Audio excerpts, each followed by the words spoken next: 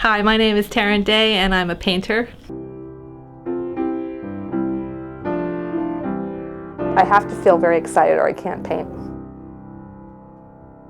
The thing that gets me the most motivated to paint a scene or a still life is getting everything in the right place, what feels right to me, composition or the design.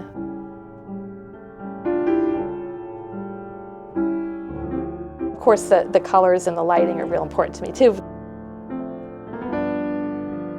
It can get me into trouble sometimes. It can take me forever to come up with a composition that excites me. And I'm not sure why I have such an emotional reaction to getting things in the right place, but if I don't, I have no motivation to work on a scene. I was part of a plein air painters colony in Gettysburg for 5 days. It was a real fun experience to get together with a dozen other painters because I normally like to go out and paint all by myself and I'm painting plein air. We'd all carpool to some battlefield and everyone would pile out of the cars and I swear they'd have their easels set up and they'd be painting within 5 minutes. And I'd be wandering around. And I mean, it was really beautiful there, but I'm just not inspired by just a beautiful landscape. I have to have a tree in this spot and a rock in this spot, and all of a sudden I like the negative space in between them. I guess it just takes me a while.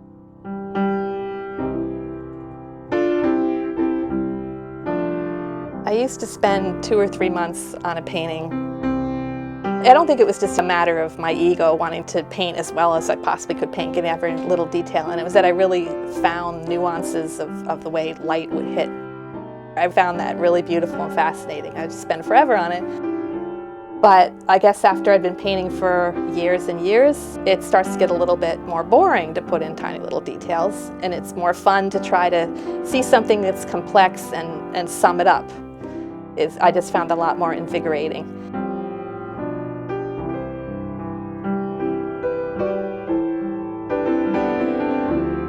I wasn't aware that I wanted to paint more simply until I heard of the daily painting movement. I just knew that I was having trouble with my paintings.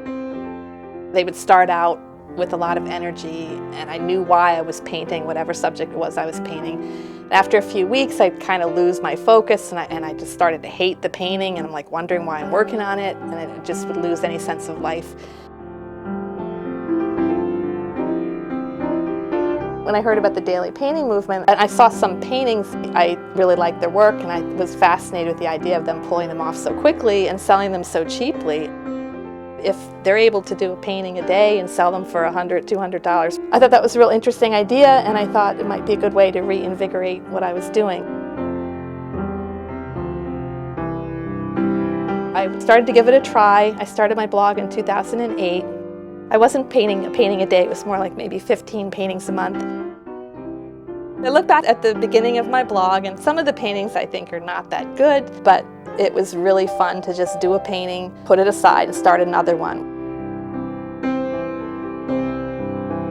It took a lot of the terror out of spending months on a painting and then have it not work out. It used to give me this terribly sick feeling. This past year, I started being able to paint from photographs in a way that I was happy with the result for the first time. I did spend 7 years painting children's portraits from photographs that I took. I found it really difficult to work from photographs back then.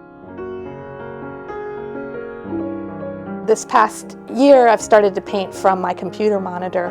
I was just talking with Fred Danziger about that, about how it's so different than painting from a flat print. You can actually imagine that you're looking into space and the colors are so superior and so much more varied and subtle. And then the subject matter is just open way up. I can do all kinds of things. I've spent time photographing at the Philadelphia Mummers Parade, Philadelphia Zoo. I go to the art museum about once a month to take pictures of people looking at paintings. And it's really, really fun. I'm not sure why, but for some reason I don't think my work has a stiff look that sometimes work that's done from photographs can get, which I used to get when I did the children's portraits. I'm not sure how I got over that hump, but I think when you paint from a photograph, you don't want it to look like you painted from a photograph.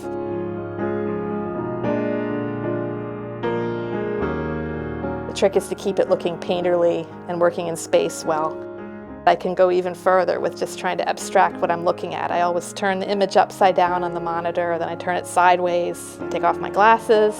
Sometimes I'll work from way across my studio, so I'll get 16 feet away from the monitor and turn the picture upside down. Especially when I'm doing the background space, it really helps me to see variations where I might not see them so clearly if I'm staring at it from too close up. I spend tons of time cropping the photos and getting something that intrigues me. But then once I start painting, I completely forget what it is that I'm working on. It's just a matter of putting together one little color next to another, almost like I'm working with stained glass or something.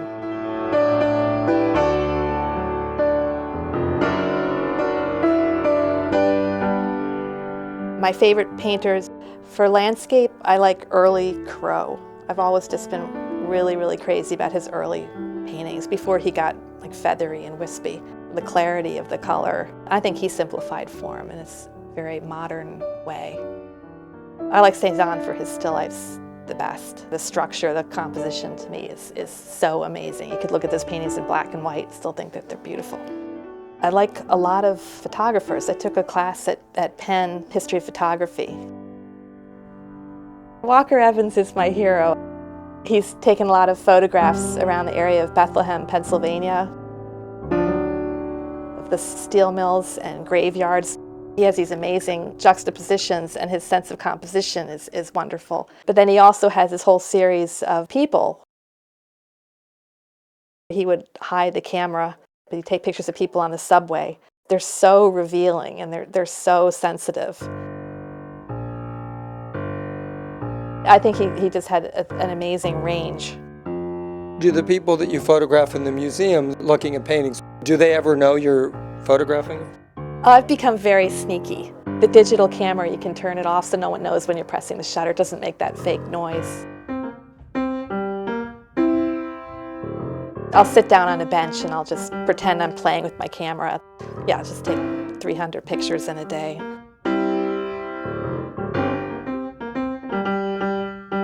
All right, now, Taryn, you are trying to make a living out of one of the most difficult things of all, which is to be an artist. How's that going for you? It's still a learning process.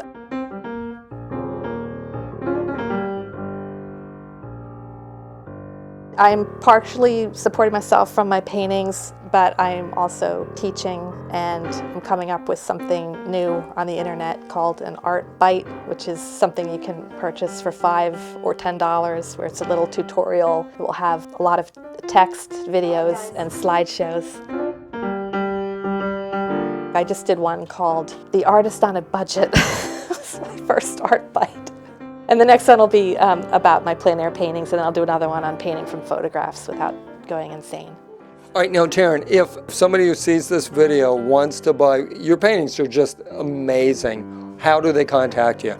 Well, if they go to my blog, they could easily send me a message. It's Awake and Painting.